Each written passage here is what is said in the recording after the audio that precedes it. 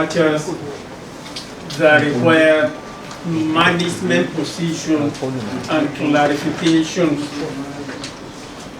For this press conference, my brothers and sisters from the media, let me formally introduce to you, and it must be well noted that this is the way the Vice Chancellor's name should be entered, and I introduce to you the Vice Chancellor, Professor Abel Idowu Olayinka, FAS.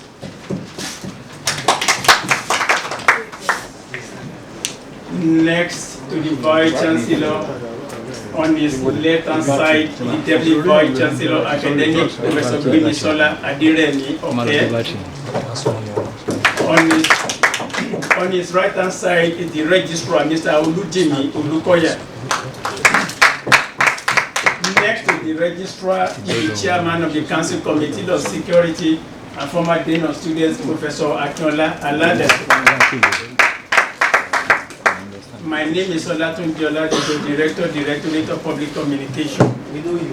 The Vice Chancellor, sir. I have quite a long list of friends from the media here.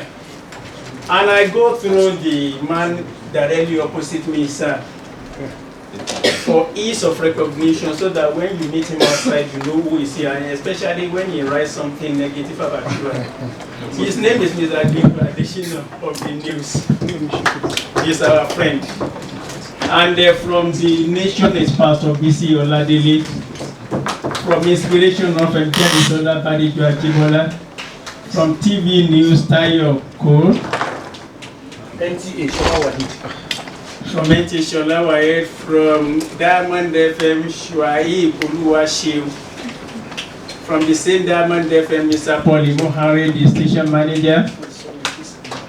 From the Guardian is the Bureau Chief for Ibadan, Mr. Sam Oluwalana.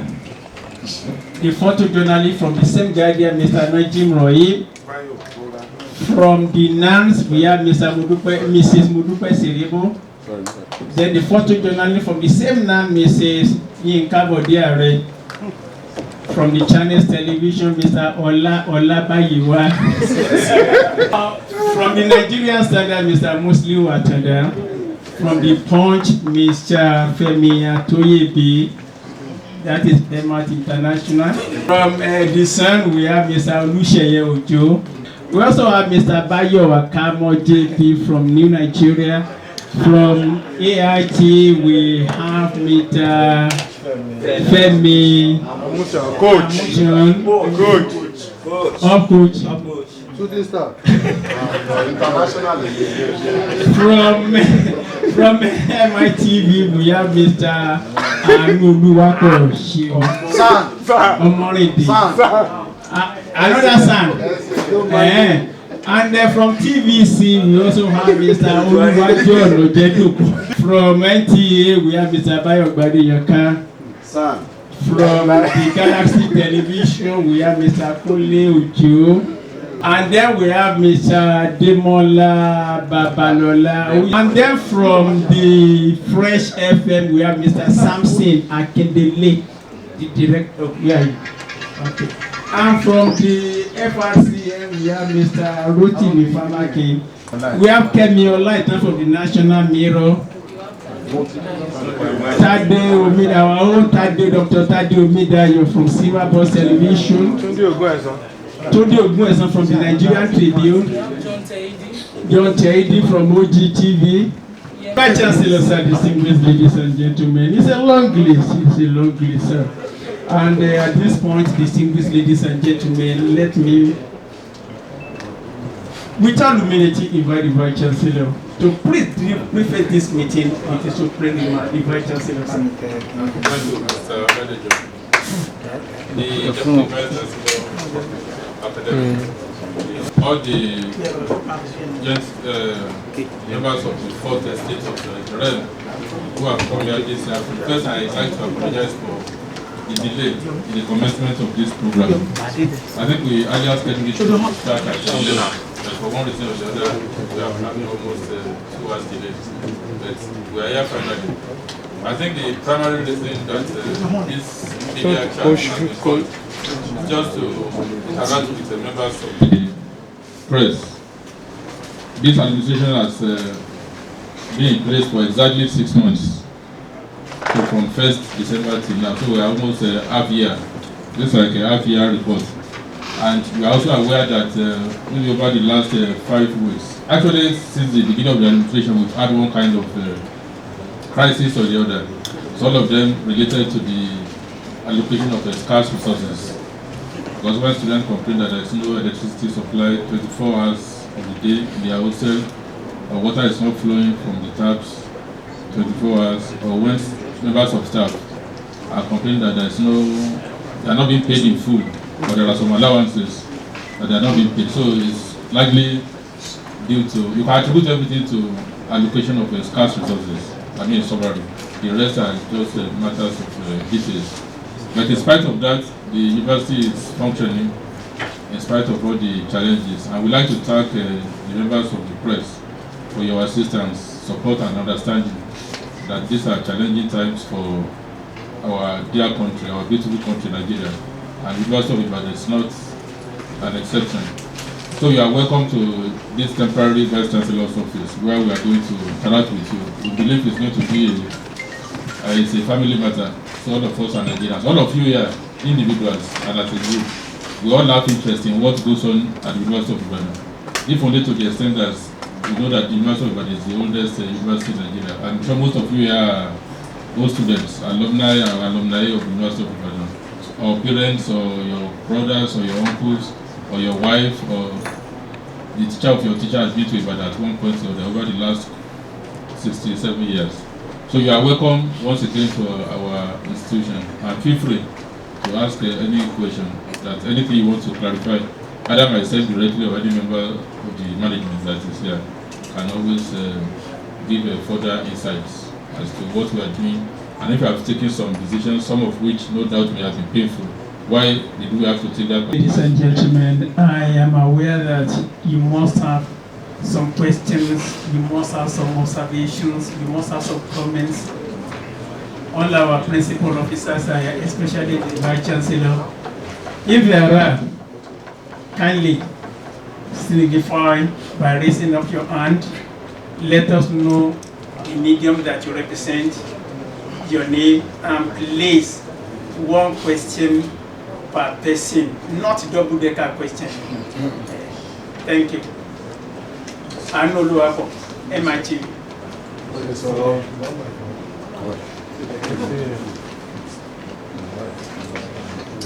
Good morning, sir. Okay. Good afternoon, the Vice Chancellor and the Deputy. My question is this. Someone called me this morning and said there was a directive asking the students to return back to campus, but that this Vice Chancellor debunked such report. So, sir, I wanted to help clarify these, should I say, controversy, as it were. Thank you so much, sir. Another person here. Yes,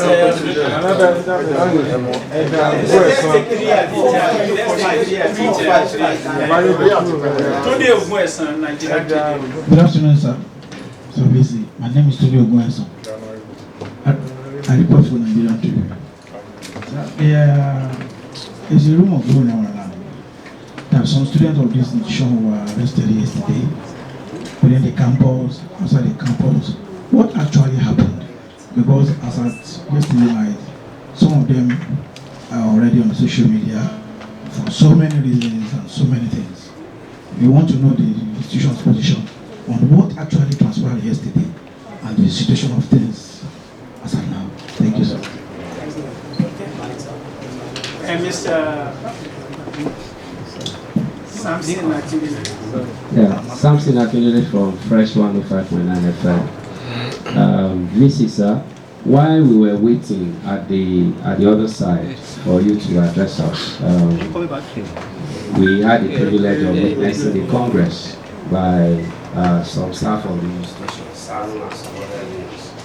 And some of the things that came up there was that they have this issue of shortfall in allocation, and we've been collecting staff salary for about 6 months now. And when they collected that of, I think the last one they collected, they said they were not ready to have that anymore. In fact, they said that they will be protesting every day until the management sees reason with them. Close to that is the issue of staff school. They said you intend to sack the teachers rather than paying their salaries. What do you have to say on this, sir? Thank you. Mr. Sir, my name is Famake Rotimi from Radio Nigeria, sir. The students of University of Ibadan have been protesting over reactive power supply. And of course, we understand that the power generation from the national grid is really nothing to write home without. Sir, the institution have generator that can generate power. What is the management doing in this regard, sir?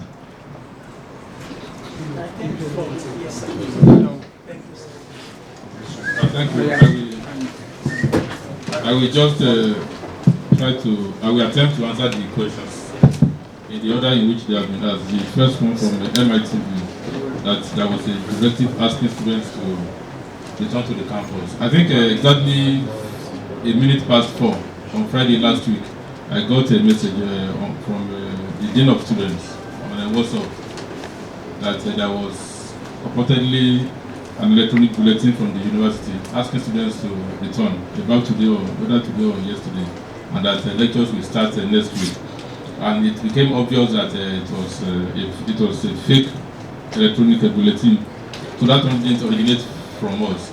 And happily, maybe within the next few hours, some officials of the student union themselves, they issued a rebuttal signed by the outgoing president of the student union, the outgoing PRO, and the incoming PRO, Ayatich, that they said they didn't originate from them.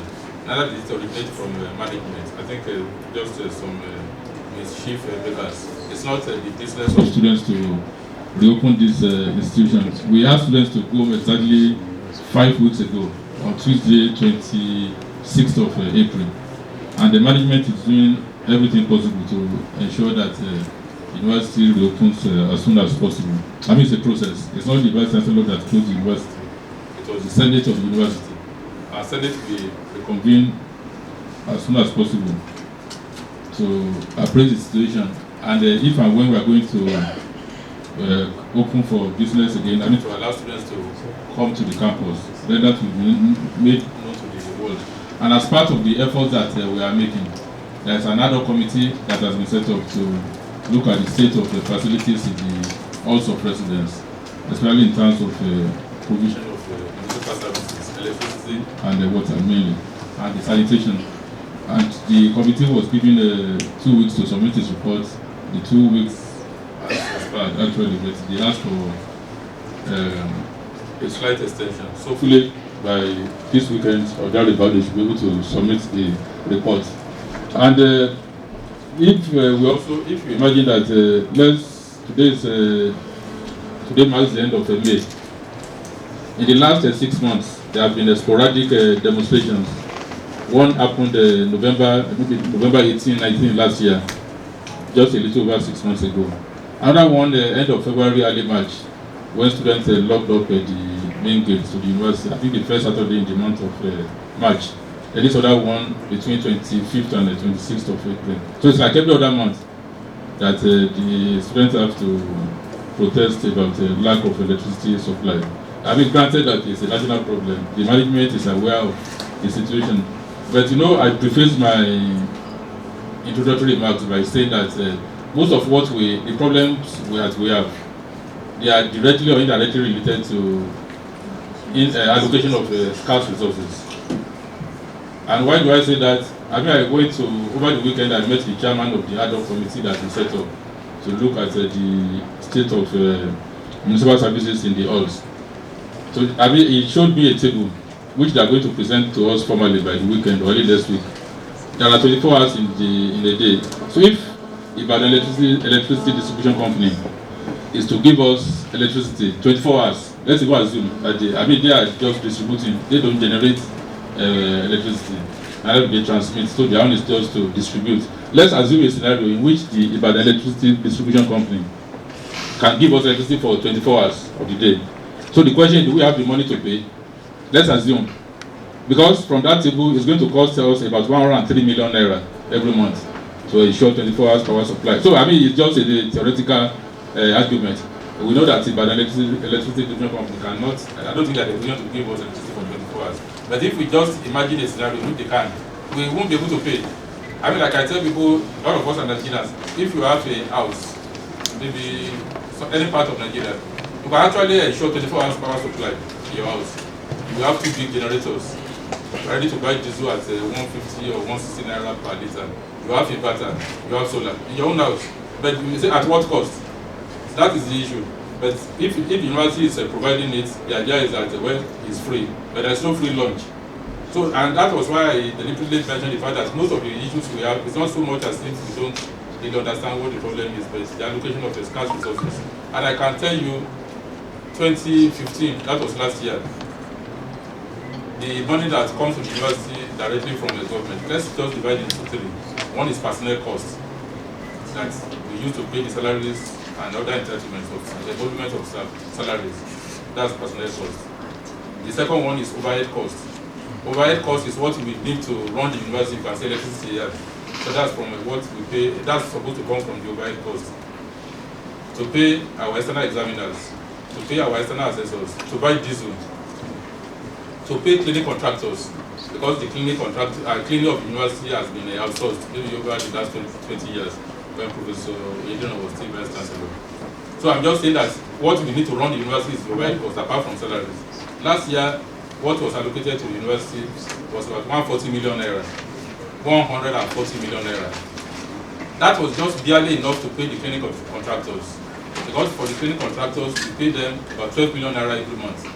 So 12 times 12 is about 140 million. So what we get from government directly to run this university is barely enough to pay the clinic contractors.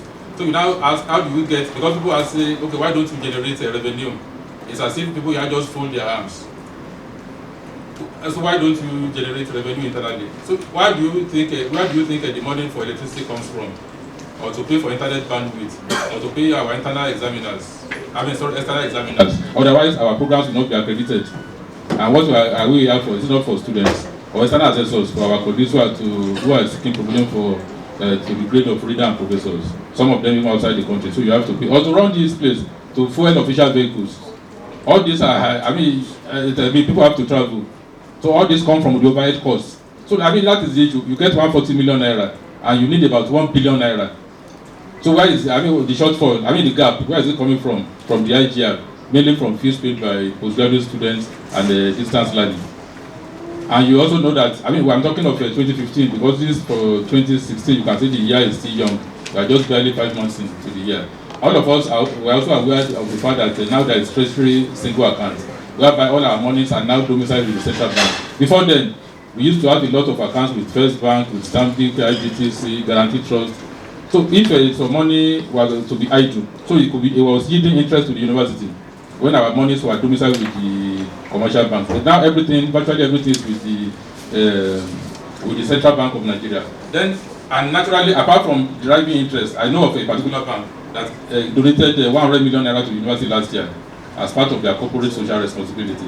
Because we have so many accounts with them, but all those accounts have been transferred to CBN. So you can see the issue. So almost everything that, we are trying to say that, that is we are specific now about the issues, the underlying factors. So you can then see why, because it's even related to all the other questions, but I just take them one after the other. To come back to the direct question as to whether we have asked students to return, we have not asked students to return.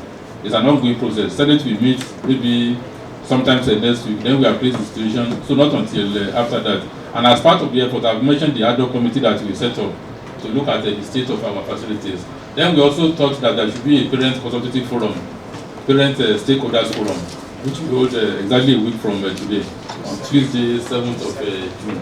So we'd like all of you to attend and help us publicize. And I also like to thank the nation that carried the news item yesterday, free of charge for us.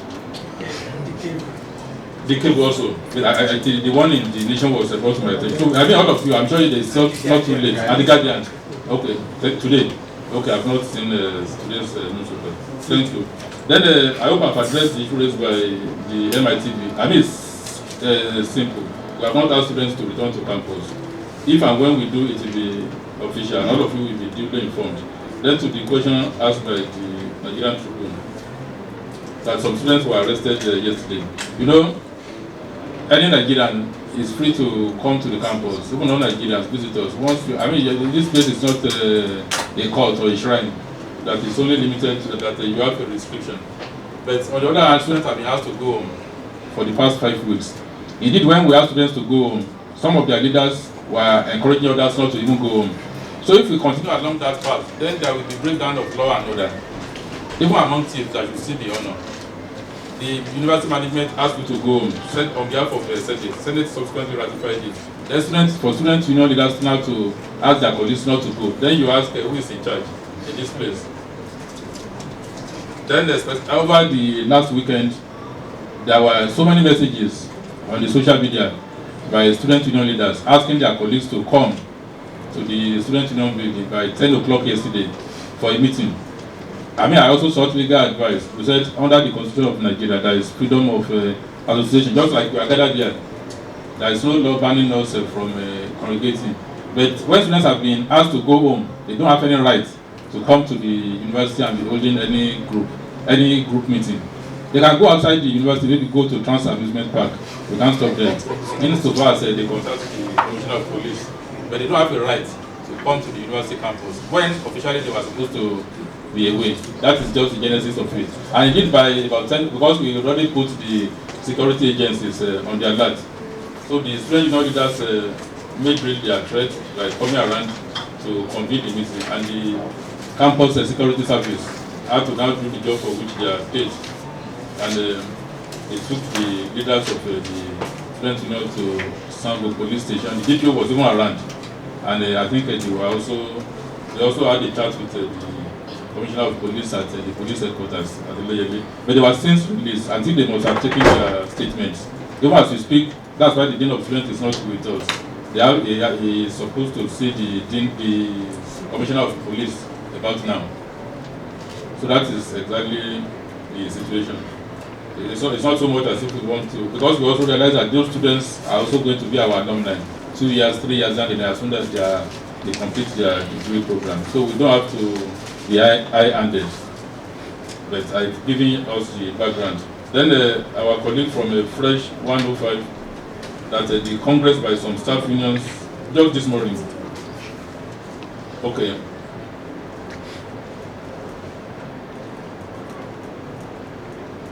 Okay. Yes, that is true. I have the table here, which if you go to our university, our UI website, www.ui.edu.ng is there, about the shortfall in our page. If I just printed this is exactly what we have there. Update on funding of personnel costs. Like I mentioned, the personnel cost is what we use to pay the salaries of we are almost 6,000 members of staff here, academic, non-teaching, senior, junior, all of us, we are almost 6,000. And last year, 2015, from January till November, the university was getting 932 million naira every month. 932, I mean plus, so 932, just if you round it up, 932 million naira. But in December of 2015, we got 663 million. 663 million. So you can see, so that I mean just about 2/3 of what we needed. 663 million. If you can get the full details, the actual figures on the university website. It's also here. I can give you this piece of paper. Then from January this year, we started getting 782 million. 782. Whereas what we needed to be paying salaries up to now will have been 888. 888. Or thereabout 878. So every month, apart from December when we had a shortfall of 301 million, we have been having almost 96 million naira shortfall. 96 million naira every month. And remember that I said the internally generated revenue that we are able to muster here, from student fees, from grants, from maybe the microfinance bank. That is what we have been using to pay NEPA bill NEPA bill every month will range from maybe around 35 million, including the college. The College of Medicine every month they send a bill of about 6 million naira. You know, we have a lot of residents there, Alexander Grant. Then we also have some academic areas. So there is a shortfall of about 96 million naira every month, I mean, to the University of Ibadan. And every month, when we get the allocation from the federal government, we call a meeting of the major stakeholders, all the 4 staff unions, SADNU, NASU, NAT, and ASU, the 4 staff unions, as well as the cooperative societies. Like for the month of May, which is ending today, we got the alert that they have 782 million naira, 782 million naira, just exactly the same amount as we have been receiving since January, has been paid into our account with the CBN, the TSA account. And barely 24 hours later, that was Thursday evening, we convened a meeting, as we have been doing since the beginning of the year, and even last year, before I came on board, with all these various staff unions and the cooperative bodies. The meeting held, I think, at the Senate chamber. We started around 6:30 p.m. on Thursday, immediately after the inaugural lecture. And we were there till past 9. And we told our colleagues that we have received so amount, which will just be enough to pay about 92% of our salary. 92%. Because I understand people now say we are paying half salary. Half suggests that it's 50%, but it's not 50%. Again, we understand and we know it's very painful.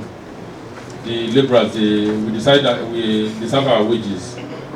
Even if we pay members of staff 99.9%, it's still not 100%. So we know that we are not paying in full. So what the federal government gave us was 782, and when we put 782 all over what we needed, it translates to about 92%. So the 92% didn't just come from outer space. So we relayed this one to the staff unions. And like I said, the meeting started at 6:30 and we were there till after 9, almost 3 hours. We told them that I will appeal to them, really, not that we told them, that they should allow us to pay this money, the 92%, but they said no, that unless we were able to pay in full, and even the arrears, which has been accumulating since December. As we speak, from December till now, the shortfall, added everything from December till May, is about 790 million. Remember I said December was 301 million naira shortfall, and January till now almost 9,500 million every year. So everything cumulated is about 790 million naira shortfall. So the staff unions and the cooperatives, because everyone was given opportunity to contribute ideas, they said it's either we pay them in full or they declare a trade dispute. So I guess that was why the conference was called this morning. Then I think also from Fresh 105, it was a double-legged question, even though the PRO said it should be only one question. It's fine. The sack that we threatened to sack the staff of staff school. Again, I mean, this university is funded by the federal government on behalf of the Nigerian people. So our money, our personnel cost comes from Abuja every month, just like the overhead costs and also the capital grants, if and when those are released. We received 2 circulars from the National Universities Commission, actually from Federal Ministry of Education, through the National Universities Commission, to all federal universities, not only to the University of Ibadan. I think that was our original circular in 2014, then this other one was just a follow-up, to say that the operation of the staff schools in the various federal universities should be the private enterprise of each institution. I mean, the implication of that is that the management has to change. All of us who are staff of the University of Ibadan, to that extent, it's like we are staff of, we are our employers, federal government, maybe through the Governing Council. But in this case now, they say just like that, just like you, I can establish any company, anything you would like, but don't draw their salary from Abuja. I think the salary was, the second salary was, in fact, I discussed with one of my colleagues who is a vice chancellor of Uganda Federal University, that if you continue paying the staff of a staff school from the allocation from the federal government, it's like you have a ghost workers on your payroll. And we took it to council in February, the circulars. And the council instructed us that we should go and discuss it and bring a position paper to council. And after that council meeting of February, management decided to set up a committee chaired by the Deputy Vice Chancellor of Academic, Professor who is here with us, and the staff, the PTA, Parent Teacher Association of South School, they are represented on that committee. Indeed, they still had a follow-up meeting this morning. And what we are saying is that we know that all of us are Nigerians, there is so much unemployment in the country. Once you sack one person, it's like you have deprived about 10 people the source of their livelihood. The man is married or the woman is married, has he or she has children, dependents and all that. That as much as possible, we are not going to retrench any staff. But again, if I also rewind, as from January this year, we have not been paying the staff of our staff school from our personnel costs. But happily, as at the beginning of this year in January, we had about 50 million naira, maybe 50.4 or something, about 50 million naira in their vote, in the vote of the staff school. And their wage bill to pay all the staff in staff school is about 10 million naira every month. So it's meaning that at least from the beginning of this year, what they had in their vote will be enough for about 5 months. So we have been paying the staff of the staff school from their vote. And as we speak, staff of the University of Ibadan, including my humble self, we have not been paid for May, but we have paid the staff of staff school because their own money is being governed locally here, so there was no need to be waiting on the Abuja. They have been paid fully. They have been collecting their salary in full because you cannot just be arbitrary. You cannot say, okay, pay them 3/4 of their salary or 80% of their salary. We have been paying them in full, but the danger also is that money will soon be depleted. Yes, because I said 50 million naira, and every month they collect 10 million. You know, it means that in about 5 months, which is just about January to May. Of course, this term is third term, so they would have also raised some fees, some money from a fees paid by students. I wouldn't know how much that will amount to, but sooner than later, that money, the money in that vote will be depleted. Then there is no, what do you do? So, but the committee, as soon as they complete the assignment, because for those of us who are getting our salary from Abuja, like I've just mentioned, what we are getting up to now is just about 92% of what we needed to pay our staff. So there's no way of saying how do you subsidize staff school.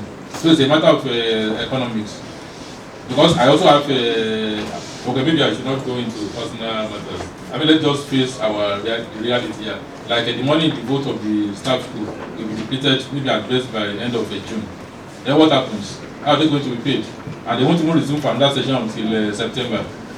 So that, I mean, if you have a solution, then you can advise the union members who are complaining to offer advice. We don't pretend as if we have a monopoly of wisdom or knowledge to that extent. Then our colleague from the Federal Radio Corporation of Nigeria, that students are protesting inadequate power supply. I mean, that is true. We also note we are not happy that we have not been able to give them adequate power in their houses, even water. And at times when there is no power supply, it also affects pumping water. And I also sympathize with them. I've been to most of the halls of residence. I can also confirm that the condition under which students live is not the best.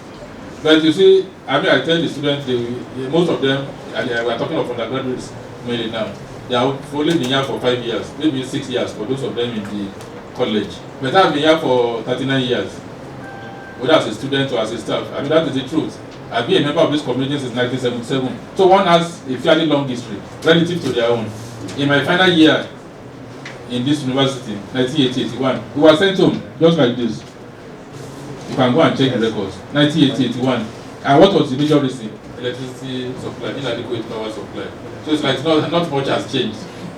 And so because the way you present it, that this is the first time ever that UI will ever have a problem of inadequate power supply. Indeed, when I was Deputy Vice Chancellor Academic, I stumbled on the record. Just a one-page document by students of either ZCOL or Independent Soil. In fact, they used manual typewriter, as was the practice those days. They were saying that how come ZIC and Independent Soil, that they were not enjoying electricity as much as those students in Mainland B, Teda, Bello, and Queensol, the one around the central admin. So it's a long-standing problem. In fact, I discussed with one of our retired director of works, Engineer Fadupin. He also told me that there was a time, in fact, it's like almost every 30 years we have this problem. He said about 1983, there was a major problem You know, because lifestyle is increasing, population is increasing, you have more generators, having more air conditioners. So the power supply becomes inadequate. That is the issue. Then coupled with the problem of the cost, has to pick up the bill. So we don't like the idea that we are not able to generate enough power. I know these are no institution. I mean, when MBO was probably built, the construction probably started in 1948, about 67, 68 years. Elsewhere, most of those buildings will have been demolished and rebuilt. I mean, 67, 68-year-old building, public building, not private building. We manage the pressure. So elsewhere, those buildings will have been demolished and you rebuild it. But we don't have the resources to do that. So I mean, that is the truth. I mean, if I imagine if one's father's house or grandfather's house that is 70 years old, you can imagine the state right now compared to when it was originally built. A diesel. Yeah, diesel. In fact, I saw it too, but I don't have it here with me now. Because I see the problem, I was saying that, some of these issues on diesel, it's just that we are very conservative. In fact, from that table, it shows how much we are spending on diesel from 2011 to 2015. We found out that the amount we are spending on diesel has reduced drastically. That's because we have too many checks now, apart from the fact that there used to be a lot of pre-frame. Because we have 4 big generators there at the works and maintenance section. If you want to put them on, all of them on, to carry the whole campus, excluding Rita Meva, that's the College of Medicine, they need about 1,000 liters of diesel per hour. Yes, 1,000 liters. So if let's assume that we can get diesel at rate, I don't know, maybe 150 naira, 160 naira per liter per hour. So if you want to put on all the generators to carry the whole campus, because there is a power outage from the electricity distribution company, so you are going to be burning 160,000 naira. So for about 6 hours in the day, that's about 1 million naira for one day. 960, roughly. Almost 1 million in a day. Let's even assume that it's only for 5 working days, Monday to Friday. We are talking of almost 5 million times 420. So but we don't generate up to that because of the cost. But we can actually with the 2 big generators, 4 big generators. So most of the time you find out it's 2 that will be working at a time, that will consume less fuel. In that case, you not carry the whole campus. Or maybe you want to generate in the evening, hoping that the academic areas, the laboratories will have closed before then. So it's really a problem that all of us we need to put it's not magic. And that was why if you just, because none of us can dispute the fact that even if you are staying in the Botes village in Nigeria, you can still have electricity 24 hours. If we start from that premise, it will be easier. Because even if there is no remote area where generator will not work, once you fire it and you put diesel or your inverter, your inverter doesn't require electricity company to function. But you then have to look at the cost. I know it's picking up this bill. So those are the issues. So maybe on the average 4 hours. But if you want to, like I said, if you want to fire out the 4 big generators per hour, you need 1,000 liters of diesel, and at the rate of 160. So it's even worse now because the cost of diesel has increased. I think it used to be less than 100 naira before. So these are because if you don't place all the cards on the table, it's just, students will say, okay, but we pay 14,000 naira in a certain bill. How come you are not giving us electricity 24 hours?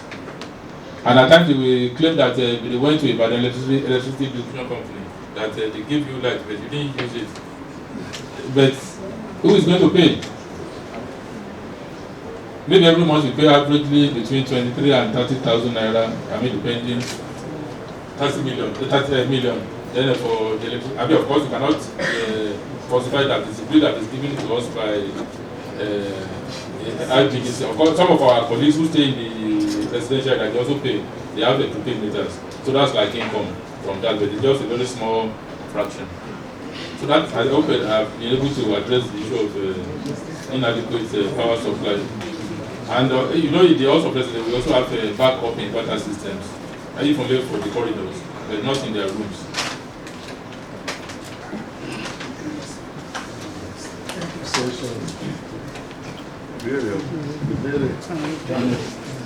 It's another round of questions.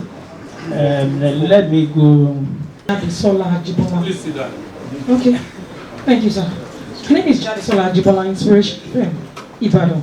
My question is simply that after your meeting with stakeholders in the institution, ASU, SANO, and all of that, since the new salary came in, you saw it a couple of days ago, and they rejected this new or the same old trend of 92% salary. What have you done? They're planning that as soon as discussions are made, they want to down tool. What are you doing? What do you plan to do to resolve this matter once and for all? Are you going back to the federal government, because that's what they're asking you to do? To go and tell the federal government they're not taking 92%, they want 100%. Thank you, sir. Thank you, Pastor. Well, closely related is my question. My name is Mr. Lade, the Nation newspaper. Yes, sir. I just want to find out, students are angry, workers are angry, facilities are poorly supplied. What is the leadership of this university thinking as the way out? What assurance, what steps? Sir, I just want you to contextualize the reason behind the unions. After you have discussed with them, you're not showing understanding with the state of things and a pragmatic way forward. Thank you, sir. It seems to be bigger than that seat itself. But sir, that is on a lighter mood now. We come to the real question. The school is known to be a reference point to all other universities in the country. And when a problem like this comes, the rating of the school definitely tends to drop. But you need to arrest the situation. Yeah, you are saying that the students are going to come back out. You are meeting, and hopefully the students will come back after 5 weeks of non-academics or sitting and the rest like that. What are the short-term plan when the students return to arrest whatever will be problem again, and what are the plans you have as a long-term mayor to arrest the situation finally? Thank you, sir. Just going to give a little talking advice. I am a stakeholder because my daughter is here. My parents. To me, IBGC has been doing what is called maybe taking money from people without giving them the service. Extortion. Yes, and I think they are doing the same thing in the university. Because if you are giving somebody, a customer, you are supposed to give them power, and you are not giving them the adequate power supply. And you still expect them to pay as much as what they are asking for. They are just taking from you, from the university. Maybe you should approach them, but in my office, they have brought this prepaid meter for us. If you have prepaid meter, ask them for prepaid meter. This will reduce your cost. Thank you, sir. I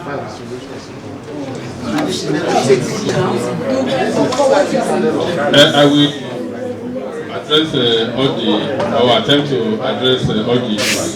The first one from that after the rejection of the meal salary, you know, like I said, we met with the staff union Thursday last week from after 6 till after 9, almost 3 hours in the several chambers, just to let them know that what we see from the federal government would only be enough to pay about 92% of our meal salaries. And we made entreaties to them that they should allow us to go ahead and pay while we sort out the rest. Like, what are we doing? You know, I mean, the management also has to be management. I've instructed the bursar to pay the meal salary. It's a way to Abuja. And this morning at 9 o'clock, I got a text message to him that salaries have been paid. Because it may take a few hours before members of staff start receiving their alerts. I mean, that is the truth. But again, whoever doesn't want his own can return it to TSA. I mean, that is the truth. Because I know that many members of our staff are suffering. I mean, I sit down there as the Vice Chancellor, I see people, members of staff, requesting for 20,000 naira, 10,000 naira cash advance, and I want to pay my child's school fees.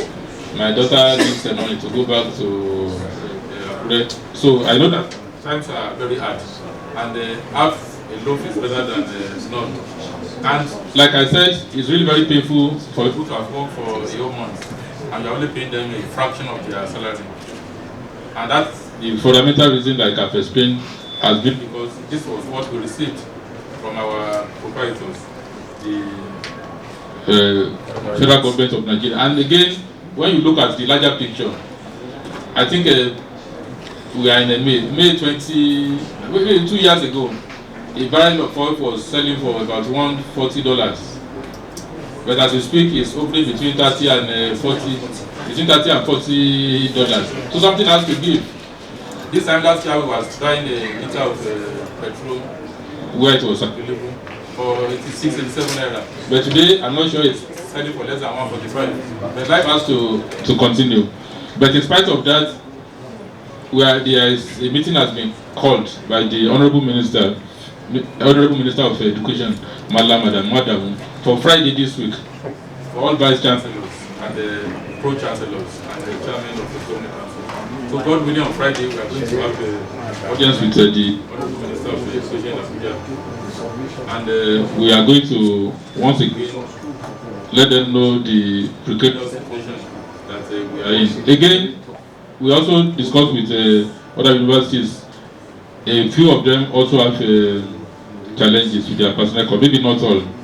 Most universities have a shortfall in their personnel cost. Maybe the scale of the shortfall is not as massive as maybe because we are the oldest university.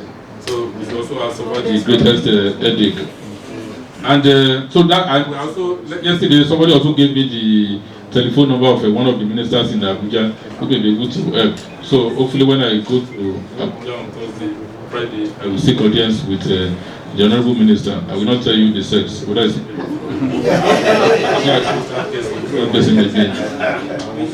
These are some of the efforts that we are making. That staff and students, maybe they are disillusioned, but maybe it's a national problem, but we know that we don't have to rest on our oars. Whatever can be done, we make sure that, because we know that if our staff, if they are not happy, then they will not be able to give the best of their services. So I mean, it's logical. But the problem is when what you have is not enough. You know, the students' issues that we are toying with, that we need to ensure that the environment is more conducive for teaching and learning. But funding is central. Again, like I think on Friday last week or thereabouts, I appeared on Diamond FM. We also said, even as management, we are taking a number of measures to cut the cost of running this university. Because even to give us, there's no university in the world that we claim that they have excess resources. So resources will always be limited. But whatever we are given, we try to cut down on the cost of running this. I mean, to save money and also look at other ways of because people will say, okay, why not UI Ventures? Fair enough. I mean, for the past 3 years, UI Ventures has not remitted any money to the university, and that's largely because they are also expanding their operations. If you go from the bookshop to Ajibode, just by the stream, you see an ultra-modern bakery, which has just been completed or is about being commissioned. And they are also trying to even be to expand. As we speak, maybe it's only Premier Hotel that has more rooms than the UI Guest House. I think they have, in fact, they probably have more than Premier. I think Premier has 99 rooms. This place has 1 room, 2 rooms. And they are trying to expand. So we think that 2 years, 3 years, or even beyond, down the line, if they expand their activities, they can be in a position to make more profits. But these are not things that can happen overnight. Before, they used to give the university 20 million naira or thereabouts every year. But the former Vice Chancellor said that instead of giving us 20 million naira every year, that they could plow back the money. And it's which to me seems a reasonable decision in the circumstance, rather than thinking short. So I think maybe just about 2 or 3 years ago, but it takes some time before they are well established and entrenched in the system, so that they'll be in a position to. That's why we're not breathing down their neck to start giving us money or dividends. Otherwise, it will be strangulated and it will just die a natural death. These are some of the ventures. Of course, you are familiar with UIA Water, which was also established by the immediate past administration. So these are, and when we have the UIA School of Business, it took a very long time before we could get approval from the National Universities Commission, but they have since been licensed. So they are operating the first set of students under the MBA program. They have since enrolled. These are some of the initiatives that we think in a few years down the line will this will be veritable venues of raising funds. But it's not alone. You see the bread. It's not as if it's bread alone. Electricity, then again, I think about 2 weeks ago, we had a meeting in Abuja with the Minister of Education and the German ambassador. The German company is going to help us with a solar farm at Ajibode. If and when that is in place, then I think it's supposed to be about 10 megawatts. So it's going to solve our electricity problem. They are trying to use UI and Ahmadu Bello University as the pilot. And if that is successful and there's no reason why it shouldn't, the technology is well known and it has worked elsewhere, then it will serve, it will be extended to other geopolitical zones in the country. So we had an audience with the Honorable Minister of Education in Abuja, with the German ambassador. Some of you will have read about it in newspapers over the last few days. So we are the research. We are doing research. You know, even if you come up with a very useful piece of research, it takes some time before it can come to the marketplace. We have a center for entrepreneurship and innovation. So if you come up with the best research, it's not that same day that it's going to be available for people to use. Then you also have to think of the economics. It has to be cheaper than what others are producing for us to think you have come up with. If you come up with a very fantastic research result, but it's not commercially viable, then probably nobody will look at it. Maybe until another 5 years, 10 years down the line, when it will then be viable. Then even with the discussion with the German company that is helping us to set up a solar farm in Ajibode, there's going to be capacity building element. We have to train our students because energy supply is a major challenge for developing countries, and Nigeria inclusive. So it's not just to provide us electricity. We want our students to also have a hands-on experience, so that by the time they graduate from here, they can also go and help some settlements, some cities, some states on their own. Because we also realize that unemployment is a major problem for our graduates. So everything is related one way or the other. Of course, our immediate problem is to have electricity to run our hostels, our laboratories, our libraries, our offices. But beyond that, we also need to strengthen the capacities of our staff and students. And the students are going to be our ambassadors by the time they graduate from here. Mrs. Nika Bodiare of News Agency mentioned something about Ibadan electricity division, but quite to the contrary, they are our friends, and they always give us a preference, in all fairness, but they can only give us what they have. You cannot give what you do not have. So they are not generating electricity, neither are they transmitting, they only distribute. So it's what is sent to them that they distribute, and but UI is not the only organization in Ibadan. Even though even last week, I think on Thursday or so, they were having a session and they invited us, but we didn't honor it because we had another appointment with the Oyo State government. So they see us as reliable corporate partners, and we also see them as such. And we have a prepaid meter. And even our colleagues are staying in the residential quarters, all the houses are metered. So they don't cheat us. But the thing is that they can only give us what they themselves have from the generating company, from the GenCo. So because they think we are just one institution, they charge us 22 million or 25 million, and we said to that they have to look for 5,000 customers in Ibadan, or even 10,000 to be able to raise that amount. So they treat us, they give us preference, and we also see them as reliable partners. The final word to stakeholders in this scenario, what's the work? Was by to just say that we have to keep hope alive. You know, like I said, I've been here for 39 years. This is not the first time UI will be in this problem. Under Kutufalaje, there was a time we were taking the bank loan to complement the staff salaries. So I still remember about 2001, 2002. In fact, the then registrar wrote to each member of staff personally on the directive of the Governing Council. In fact, all staff in UI who were on temporary appointment were relieved of their appointments. 2001, 2002, just to save costs. Most of them were later recalled when the fortunes of the university improved. So we have seen it before. And we believe that tough times do not last. But tough people will outlast the tough times. So in the case of Abe, whatever happens, we are going to be transparent. So whatever comes, as I speak, the bossa is in Abuja, and it's going to be out till Thursday. It's going to be in the budget office. Also have an appointment with the Accountant General's office. And like I said, on Friday, God willing, I will also be attending the meeting that the Honorable Minister of Education has summoned for all the Vice Chancellors and all the Pro-Chancellors, who are also the chairman of the Governing Councils. And these issues will also come to the fore. And as I speak, there is a meeting going on in Jos of the Association of the Vice Chancellors of Nigerian Universities. I wasn't able to attend, but our Deputy Vice Chancellor Administration is there, Professor Ayila. That's why he's not here with us. So we are attacking the problem from up front. And we like our members of staff, senior, junior, teaching, non-teaching, that we sympathize with them. We know that they are going through a lot of pain.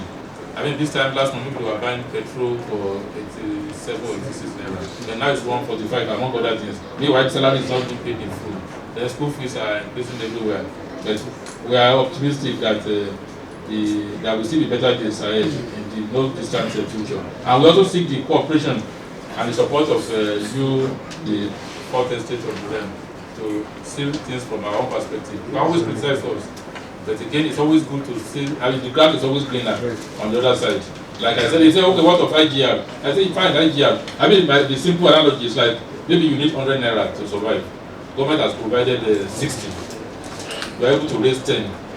So I see a gap of 30. You needed 100, government provided 60. You are able to raise maybe 10, 15. So I see a gap. But because with what you have, you are not able to raise the shortfall of 40. So it's not as if you are folding your arms. I've tried to highlight some of the measures we are taking to improve our internally generated revenue. Also to reduce the cost of running this institution. I mean, we cannot go into the details here as much as possible. I mean, all of us, we know that we are part of the UI project, and we know that it's going to succeed. What has been handed over to us by our founding fathers, there is no reason why we should not build on them. We are just standing on the shoulder of the giants, and we hope that we will also be in a position to bequeath something worthwhile to the next generation.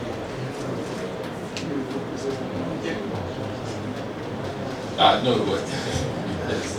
And in fact, I may also add, like the idea over the years, because we can also not be living from hand to mouth. Some of the projects, some of the building projects on the campus were actually funded from the IGR. One good example is the vertical extension of the central admin.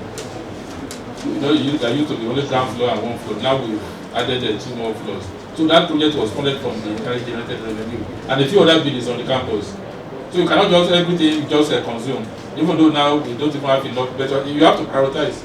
Because electricity is like it's number one. Because if you don't have electricity, in fact, I remember one former vice chancellor of this university, before he became vice chancellor, he told us that anytime that he used to call UI on phone from his house, then there was no GSM. And if I was not power supply in UI, that he won't even bother to come to UI those days. Yes, so electricity is so important. You know, I mean, if there is no electricity, you can't power your laptop, there is no fan, talk less of air conditioner. So you have to prioritize. And the students even think that maybe we get subvention from the federal government to run the hostel. I have told you all the videos of this. Personnel costs to pay our salary, overhead costs, which is what we need to run the university, whether it's hostel or anything. And like I said last year, the university got 140 million, which was just barely enough to pay the clinic contractors. Every month it costs this university 12 million naira to pay the clinic contractors. So electricity, water, internet bandwidth, payment of assessors, external examiners. Because if you don't bring the external examiners, then our programs will not be accredited. So you have to prioritize which one first, and they come and stay in UI guest house, you also have to pay. And to fuel official vehicles as the staff development. So so that there are problems, but we know that they are not insurmountable. I mean, problems are made to be solved. If there are no problems, then we have no business being here. So we thank you again for your support and cooperation. And if you have any issue, try to clarify with us. A kind of channel meeting whereby we have been able to harvest from your own ideas as well. And I want to assure you that this Vice Chancellor we make use of all the ideas that have been put forward today. On that note, distinguished ladies and gentlemen, may we put ours together for ourselves. Kì í ṣe àtẹ̀wọ́ nìkan la jẹ òde, and we still have some other remains.